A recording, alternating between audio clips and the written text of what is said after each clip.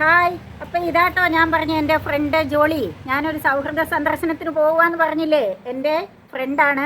ഞങ്ങൾ ഒരുമിച്ച് ഡിഗ്രിക്ക് 1986 കാലഘട്ടത്തിൽ പയ്യന്നൂർ കോളേജിൽ പഠിച്ചതാണ്. ഞങ്ങൾ അന്ന് ഇത്ര ആഴമായ ഒരു സൗഹൃദമൊന്നും ഇല്ലായിരുന്നു. ശരിയാ, നമ്മൾ അന്ന് കൂട്ടുകാരായിരുന്നു, പരസ്പരം നല്ലോണം അറിയാം, എവിടുന്ന് വരുന്നവരാണ്, ഒരേ ക്ലാസ്സിൽ പഠിക്കുന്നവരാണെന്നൊക്കെ ഉണ്ടെങ്കിൽ അറിയാമെങ്കിലും നമുക്ക് ഇത്രയും ഒരു അടുപ്പം ഇല്ലായിരുന്നല്ലേ അന്ന്. ഈ അടുത്ത കാലത്താണ് ഞങ്ങൾ ഇത്ര ഒരു അടുപ്പത്തിലേക്ക് വന്നത് അല്ലേ. എല്ലാത്തിനും ഒരു സമയമുണ്ട് ദാസാന്ന് പറയുന്നത്. എല്ലാത്തിനും ഒരു സമയമുണ്ട്. ശരിക്കും ആ BA മലയാളം ഗ്രൂപ്പ് രൂപീകരിച്ച് കഴിഞ്ഞിട്ട് ആ ഗ്രൂപ്പിൽ വന്ന ശരിയാണ് ഗ്രൂപ്പ് ഞങ്ങളുടെ ഗ്രൂപ്പ് മാത്രമേ ഉള്ളായിരുന്നു കുറേ കാലങ്ങളായിട്ടല്ലേ. ലേറ്റായി വന്ന് ലേറ്റസ്റ്റ് ആയിരുന്നു. ലേറ്റായിരുന്നാലും ലേറ്റസ്റ്റ് ആയി. ഞങ്ങളിപ്പോ അകലങ്ങളിൽ ഇരുന്നോണ്ട് മെസ്സേജിലൂടെയും ചാറ്റിങ്ങിലൂടെയും ഒക്കെ ആഴമായ ഒരു സൗഹൃദം. അന്ന് നമ്മൾക്ക് പല പല ഗ്രൂപ്പുകളായിരുന്നു. അതെ നമ്മുടെ ക്ലാസ്സിൽ തന്നെ കൂടുതൽ ഓരോരുത്തരും 2-3 പേര് കൂടി അല്ലേ കൂട്ടുകാരായിട്ട് അവര് കൂടുതൽ കണക്ഷൻ അങ്ങനെയായിരുന്നു. പിന്നെ ഒരു രസകരമായ കാര്യം ജോളി, ഞാൻ ഇപ്പോഴും ആലോചിക്കുവേ, നമ്മുടെ ക്ലാസ്സിലെ നമ്മുടെ ആ കൂട്ടുകാരുടെ ഒക്കെ പേരുകൾ നീ ഒന്ന് ആലോചിച്ച് നോക്കിയേ. മിക്ക ഈശ്വരന്മാരുടെയും പേരുണ്ടായിരുന്നു അല്ലേ. ലളിത, സരസ്വതി, ഭാനുമതി, പിന്നെ ശാരദ, പിന്നെ കൃഷ്ണൻ, വിഷ്ണു, ഈശ്വരൻ വരെ, നാരായണൻ എല്ലാരും ഉണ്ടായിരുന്നു. ദൈവനാമത്തിലുള്ളവരായിരുന്നു കൂടുതൽ. നമ്മള് ക്രിസ്ത്യാനികള് മാത്രമാണ്. മുഹമ്മദ് അല്ലേ, ലിസി, ജോളി, അങ്ങനെ ഒരു വലിയ ദൈവവുമായിട്ട് വലിയ വളരെ കുറച്ചേ ഉള്ളായിരുന്നു. അപ്പൊ അതൊരു പ്രത്യേകതയായിരുന്നു അല്ലേ. മാർഗരറ്റ്, നമ്മള് 3 പേര് ഉള്ളായിരുന്നു ക്രിസ്ത്യാനി കുട്ടികള്. ആൺകുട്ടികളില് ജോയിയും ജോർജും അവര് 2 പേരും. ബാക്കി എല്ലാം നമ്മുടെ പയ്യന്നൂരിന്റെ അല്ലേ, പയ്യന്നൂർ ഭാഗത്തുള്ള കുട്ടികളായിരുന്നു. അപ്പം എന്നെ കുറിച്ച് പറഞ്ഞാൽ ഞാൻ അന്നേരം B.Ed എടുത്തു, പിന്നെ പ്രൈവറ്റായിട്ട് PG ചെയ്തു, പിന്നെ അധികം ഒരു ഗ്യാപ്പില്ലാതെ ജോലി കയറി. 27 കൊല്ലം ഹൈസ്കൂളിൽ സർവീസ് ഉണ്ടായിരുന്നു. അപ്പം ഞാൻ കുറച്ച് വലിയ ടീനേജിലുള്ള കുട്ടികളെയാണ് പഠിപ്പിച്ചത്. പക്ഷെ ജോലിയെ സംബന്ധിച്ച് അങ്ങനെയല്ല അല്ലേ. ജോലിയുടെ കാര്യം ജോലി തന്നെ പറഞ്ഞു. ഇപ്പൊ പഠിപ്പിക്കുന്നില്ലേ? ഉണ്ട്. ഇപ്പോഴത്തെ കാര്യം പറയുകയാണെങ്കിൽ എല്ലാം ഒരു തരം നിയോഗം പോലെ എന്ന് പറഞ്ഞ പോലായിരുന്നു എൻ്റെ ജീവിതത്തിലെ എല്ലാ കാര്യങ്ങളും തന്നെ. ഞാൻ പഠിച്ചു കഴിഞ്ഞ ഉടനെ ജോലി കിട്ടണമെന്നൊക്കെ വലിയ ആഗ്രഹം ഉണ്ടായിരുന്നു. പക്ഷേ വീട്ടിലെ സാഹചര്യങ്ങൾ കൊണ്ട് കുട്ടികളൊക്കെ ആയി കഴിഞ്ഞപ്പോൾ അവരെ നോക്കാൻ ആളില്ല. അച്ഛനും അമ്മയും ഒന്നും ഭർത്താവിൻ്റെ വീട്ടിലില്ല. പിന്നെ ഭർത്താവിന് ഇവിടെ അല്ല ജോലി. അപ്പം അങ്ങനെയൊക്കെ വന്നു കഴിഞ്ഞപ്പോഴത്തേന് ജോലിക്ക് പോകുക എന്ന് പറയുന്നത് എനിക്ക് വളരെ ഒരു ബുദ്ധിമുട്ടുള്ള കാര്യമായി തീർന്നു.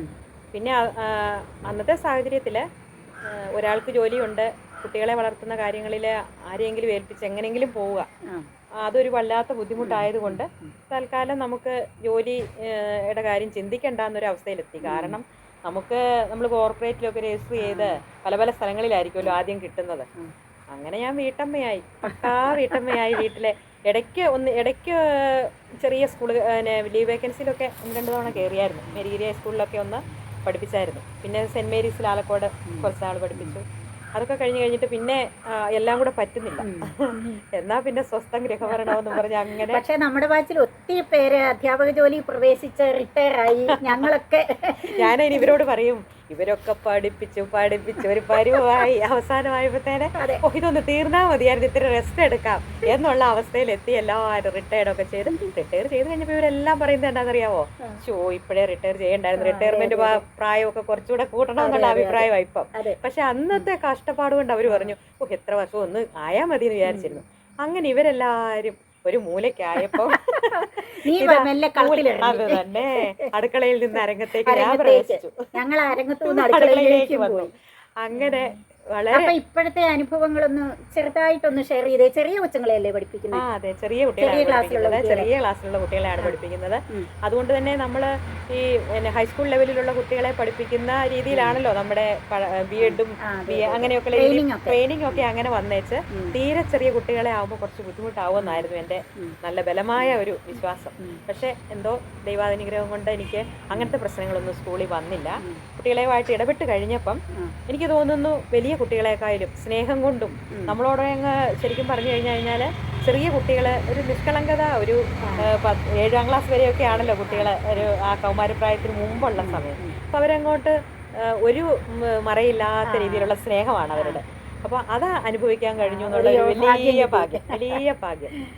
ഇപ്പോഴത്തെ കാലഘട്ടത്തിൽ വന്ന മാറ്റം കൊണ്ട് ഇപ്പോഴത്തെ ഈ കൗമാരപ്രായമുള്ള പിള്ളേർക്കൊന്നും ടീച്ചേഴ്സിനെ ഒന്നും ബഹുമാനമൊന്നും ഇല്ല, പറഞ്ഞിട്ട് കാര്യമില്ല, അത് അങ്ങനെയായി മാറി. അതെ അതെ, കാലഘട്ടത്തിന്റെയോ ഒക്കെ പ്രത്യേകത കൊണ്ട്. പക്ഷെ കൊച്ചുകുട്ടികളാകുമ്പോൾ നിഷ്കളങ്കരാണല്ലേ? തീർച്ചയായിട്ടും തീർച്ചയായിട്ടും.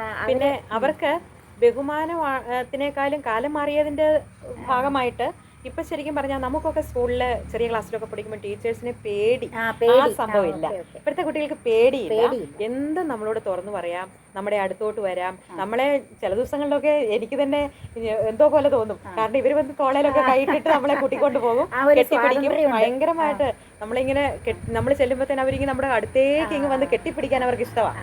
നമ്മളും അവരോട് അങ്ങനത്തെ ഒരു രീതിയിൽ പെരുമാറാനാണ് നമുക്കും പറ്റുന്നത്. പക്ഷെ ഒരു കുറച്ചു കാലം മുമ്പ് നമുക്കും അങ്ങനെ പറ്റില്ല. കാരണം എന്താ വെച്ചാൽ ടീച്ചർ എന്ന് പറഞ്ഞു കഴിഞ്ഞാൽ എപ്പോഴും അകലം കീപ്പ് ചെയ്യുമായിരുന്നു. അത് ഒരു മാറ്റമാണ് ശരിക്കും, അത് നല്ലതുമാണ്. പക്ഷേ ഈ മൂല്യങ്ങളുടെ ഒരു കുറവ് ഈ കാലഘട്ടത്തിൽ. മൂല്യങ്ങളുടെ കാര്യം ജോളി പറഞ്ഞപ്പോൾ എനിക്ക് ഇങ്ങോട്ട് വന്നപ്പോൾ ഉണ്ടായ ഒന്ന് രണ്ട് ചെറിയ അനുഭവം പങ്കുവയ്ക്കാം. ഞാൻ ഈ കുറഞ്ഞ ദൂരമല്ലേ ഉള്ളൂ, ഈ ദൂരമേ ഉള്ളൂ. ബസ്സിൽ കയറി എനിക്ക് സീറ്റ് കിട്ടി, ഞാൻ ഇരുന്നു. ഒരു 2-3 മിനിറ്റ് കഴിഞ്ഞ് നോക്കുമ്പോഴത്തേന് എന്നെക്കാൾ കുറച്ചുകൂടെ പ്രായമുണ്ടെന്ന് തോന്നുന്ന ഒരു സ്ത്രീ വന്നു. ഇനിയിപ്പോ അതെന്റെ തോന്നലായിരിക്കും, കാരണം നമ്മൾ പ്രായം ഇങ്ങനെ ഡൈയിലും നമ്മുടെ വിചാരം നമുക്ക് ഇപ്പോഴും പ്രായമായിട്ടില്ലെന്നല്ലേ അല്ലേ, ഡൈയിലും ചുരിദാറിലൊക്കെ പ്രായം മറച്ച ഇങ്ങനെ വന്ന് നിൽക്കുമ്പോ അവര് സാരിയൊക്കെ ഉടുത്ത് ഇച്ചിരി ക്ഷീണിതയാണ്. സ്വാഭാവികമായിട്ട് അവര് വിചാരിക്കും നമ്മൾ ചെറുപ്പക്കാരാണ്. അവരിങ്ങനെ ദയനീയമായി നോക്കുന്ന കണ്ടപ്പോ ഞാൻ ചുറ്റും നോക്കി, കുറെ യുവതികളുണ്ട്, കുറച്ച് പിള്ളേരുണ്ട്, ആരും മൈൻഡ് ആക്കുന്നില്ല, അവർ അവരുടേതായ ലോകത്താണ്. ഞാനങ്ങനെ ഒന്ന് ആലോചിച്ച് ഞാൻ എണീറ്റ് കൊടുത്തു. അപ്പം ഞാൻ വിചാരിച്ചത് എന്താണെന്നറിയാമോ, നമുക്ക് അവസരം കിട്ടുമ്പം ആ അവസരത്തെ ചെറിയ ചെറിയ നന്മകൾ ചെയ്യാനായിട്ട് കിട്ടുന്ന അവസരത്തെ നാം ഉപയോഗിക്കുക. തീർച്ചയായിട്ടും ആ ചെറിയ നന്മ ചെയ്യുന്നതിലൂടെ ചിലപ്പോൾ നാളെ നമുക്ക് വലിയൊരു നന്മ കിട്ടും. നമുക്ക് കിട്ടിയാലും കിട്ടിയില്ലെങ്കിലും എൻ്റെ അഭിപ്രായം അങ്ങനെയാണ്. നമ്മൾ ഒരു ചെറിയ നന്മയാണെങ്കിലും ഈ ലോക ജീവിതത്തിൽ നമുക്ക് അതൊക്കെയല്ലേ ചെയ്യാൻ പറ്റുള്ളൂ.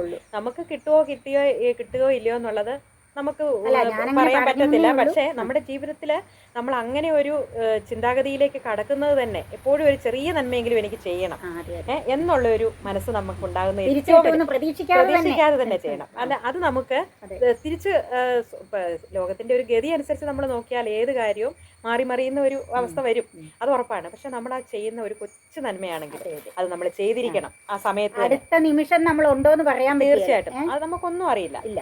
അപ്പൊ ആ ഒരു ചെറിയ നന്മ ചെയ്യാനുള്ള മാനസികാവസ്ഥ എന്തുകൊണ്ടാണ് ഇപ്പോഴത്തെ തലമുറയ്ക്ക് ഇല്ലാതെ വരുന്നതും അവരവരുടെ മക്കളിലേക്ക് അത് പകർന്നു കൊടുക്കാതെ ഇരിക്കുന്നതും എന്നുള്ളതാണ് വലിയൊരു പ്രശ്നം. പിന്നെ എനിക്ക് തോന്നുന്നത് ഈ കാലം മാറി, പിന്നെ ചിന്താഗതികൾ മാറി, സംസ്കാരം മാറി, എല്ലാം മാറി മാറി വന്നപ്പോൾ കുടുംബങ്ങളിൽ നമുക്ക് കൂട്ടുകുടുംബത്തിനൊക്കെ അതിൻ്റെതായ പരിമിതികളുണ്ടെന്ന് പറഞ്ഞാലും മുതിർന്നവർ പറഞ്ഞു കൊടുക്കുന്ന കാര്യങ്ങൾ ഇന്നില്ല. ഇന്നെല്ലാം മൊബൈലിൽ തോണ്ടി, ആ ശീലമില്ല. മൊബൈലിൽ തോണ്ടി എന്തും കിട്ടുമല്ലോ. മൊബൈലിലൂടെ നമുക്ക് മാതാപിതാക്കളെ ബഹുമാനിക്കണമെന്നുള്ള കാര്യം പോലും അവർ മൊബൈലിൽ നോക്കിയാണ് അവർ പഠിക്കുന്നത്. പറഞ്ഞു കൊടുക്കലും കുട്ടികളുമായി ചെലവഴിക്കലും. ഞാൻ ഈ ഇടയിലെ കഴിഞ്ഞ ദിവസം നമ്മുടെ പേളിമാണി ഞാൻ പറയാൻ പേളിമാണിയുടെ ഒരു ഇത് അവരൊരു പിന്നെ വീഡിയോ ഇട്ടിരിക്കുന്നത്, അവള് മക്കളെ വളർത്തുന്ന ഒരു രംഗം. അതൊരു ആ കുഞ്ഞിനെ കുറച്ച് ഭക്ഷണമായിട്ട് അവളിങ്ങനെ അത് കഥയും പാട്ടും, അത് സ്പൈഡർമാൻ്റെ കഥ പറയും. സ്പൈഡർമാൻ കുട്ടികൾക്ക് എല്ലാം ഭയങ്കര അങ്ങനെയുള്ള കഥകളാണ്. സ്പൈഡർമാൻ അങ്ങനെ വന്നു, ചെറിയ കുട്ടീനെ പിടിക്കാൻ വന്നു എന്നൊക്കെ പറഞ്ഞ് ഓരോ പ്രാവശ്യം ഈ കൊച്ചിനെ വാ പൊളിപ്പിച്ച് ആ കൊച്ചറിയാതെ സംശയങ്ങളും ചോദിച്ച് കൊടുക്കണം. അതിന് പകരം നമ്മുടെ ഇപ്പോഴത്തെ തലമുറ ചെയ്യുന്നത് എന്താണെന്ന് ചോദിച്ചു കഴിഞ്ഞാൽ, അവർ ഫോൺ എടുത്തും ഫോണിലൊരു വീഡിയോ കൊടുക്കും. എന്നിട്ട് കൊച്ചിനോട് ഈ ഫോൺ നോക്കിക്കൊണ്ട് കൊച്ചു ചിലപ്പോൾ ഒരു പക്ഷേ ഇടയ്ക്കിടയ്ക്ക് വാ പൊളിക്കും. അത് അങ്ങനെ കുട്ടികൾക്ക് ഒരിക്കലും ഫുഡ് കൊടുക്കാൻ പറ്റും. അല്ലെങ്കിൽ അവരുടെ കയ്യിലോട്ട് ഫോൺ കൊടുക്കും. നിങ്ങൾക്ക് ഇഷ്ടമുള്ള ഗെയിം കളിച്ചോ, ഇഷ്ടമുള്ള പാട്ട് കേട്ടോ, എന്നിട്ട് ഇത് ഇത്ര സമയം തന്നാൽ മാത്രമേ ഞാൻ കഴിക്കൂ, ഇങ്ങനെയുള്ള കുറേ ഡിമാൻഡുകൾ വെക്കും. അതൊരിക്കലും നമ്മള് മുറ്റത്തോട്ട് ഇറങ്ങിയാ പോരെ. പണ്ടൊക്കെ നമ്മള് പശുവിനെ കാണിച്ച് പിന്നെ കാണിച്ച് അത് കുട്ടികൾക്ക് അതൊരു കൗതുകവുമാണ്. ഇതൊക്കെ കണ്ട് കണ്ട് പ്രകൃതിയെ അറിഞ്ഞ് ജീവിക്കാൻ നമ്മൾ തന്നെ അതിനുള്ള വഴി കൊടുത്തിട്ട്. പ്രകൃതി അറിയുന്ന കാര്യം പറഞ്ഞപ്പോഴാണ് രണ്ടാമത്തെ കാര്യം മനസ്സിലേക്ക് വന്നത്. പെട്ടി സീറ്റിലിരിക്കുന്ന ഒരു പെങ്കൊച്ച്, ഒരു 6-7 വയസ്സ് കാണും. ഞാൻ കയറിയപ്പോ തൊട്ട് ഇറങ്ങുന്നവരെ കണ്ടത് ആ കൊച്ചിങ്ങനെ ഹെഡ്സെറ്റ് ഒക്കെ വെച്ച് ഫോണില് പാട്ടൊക്കെ കേട്ട് അങ്ങനെ ഇരിക്കുക. പുറത്ത് നടക്കുന്ന ഒരു കാര്യവും കൊച്ചിന്റെ അമ്മ ഇനി കൊച്ചിനെ മറന്നിട്ട് ഇറങ്ങിപ്പോയാൽ പോലും കൊച്ചറിയില്ല. പിന്നെ ചുറ്റും വീക്ഷിച്ചാലല്ലേ പ്രകൃതി ഭംഗിയും പൂക്കളും പൂമ്പാറ്റകളും അടുത്തിരിക്കുന്ന മുഖങ്ങളും ഒക്കെ കാണാൻ പറ്റുള്ളൂ. തന്നെയല്ല, അങ്ങനെ കുട്ടികളെ മറന്നുപോയ ഒത്തിരി സംഭവങ്ങളുണ്ട് അല്ലേ. കൊച്ചിനെ കൊണ്ടുപോയിട്ട് മൊബൈലിൽ നോക്കി പോയി അവസാനം കുഞ്ഞ് നഷ്ടപ്പെട്ട കഥയൊക്കെ നമ്മൾ. ഇതൊന്നും എന്നാ ഭംഗിവാക്കല്ല, അല്ലെങ്കിൽ കൂട്ടി പറയുന്നതല്ല, സംഭവിക്കുന്നതാ. സംഭവിക്കുന്ന കാര്യങ്ങളാണ്. അപ്പോൾ അതൊക്കെ നമ്മൾ ഒരു പരിധി വരെ നമ്മൾ അതിന് ഒരു ബോധവാന്മാരാകണം. നമുക്കും കുറച്ച് നമുക്കെന്ന് ഞാൻ ഉദ്ദേശിക്കുന്നത് ഈ മാതാപിതാക്കൾക്ക് കുട്ടികൾക്ക് മൊബൈൽ ഉപയോഗത്തിന് കുറേ ബോധവൽക്കരണം കൊടുക്കുന്നു എന്ന് പറയുന്നതോടൊപ്പം തന്നെ മാതാപിതാക്കൾക്കും വേണം. അവർക്കാണ് ശരിക്കും വേണ്ടത്. ചെറിയ കുട്ടികളെ വളർത്തിക്കൊണ്ട് വരുമ്പോഴേ വീട്ടിൽ മുതൽ അവരതിന് തികച്ചും ബോധവൽക്കരിക്കപ്പെടുകയാണെങ്കിൽ തീർച്ചയായും അത് കുറേ ഒരു പരിധി വരെ മാറ്റാൻ പറ്റും. അതായത് അവര് അനുഭവിക്കുന്ന കുറെ ആധുനിക സുഖ സൗകര്യങ്ങൾ മക്കളുടെ നന്മയ്ക്ക് വേണ്ടി മാറ്റി വെക്കാൻ വേണ്ടി ഈ പേരൻസ് തയ്യാറാണ്. അതാണ് അവിടെയാണ് പ്രശ്നം. അവർക്ക് കുട്ടികളെ പിന്നെ ക്ഷമയോടെ നോക്കാൻ താല്പര്യമില്ല, അവർക്ക് വേണ്ടി കഷ്ടപ്പെടാൻ താല്പര്യമില്ല. അവർക്ക് ജോലികൾ തീർക്കണമെങ്കിൽ കൊച്ചിന്റെ ശല്യം ഒന്നും മാറണം. ഒരിക്കലും ശല്യമായിട്ട് നമ്മൾ മക്കളെ വളർത്തിയാൽ ആ ഒരു ശല്യമായി നമ്മൾ തീരും. അവസാനം അവർക്ക് നമ്മളൊരു ശല്യമായി തീരും അല്ലേ?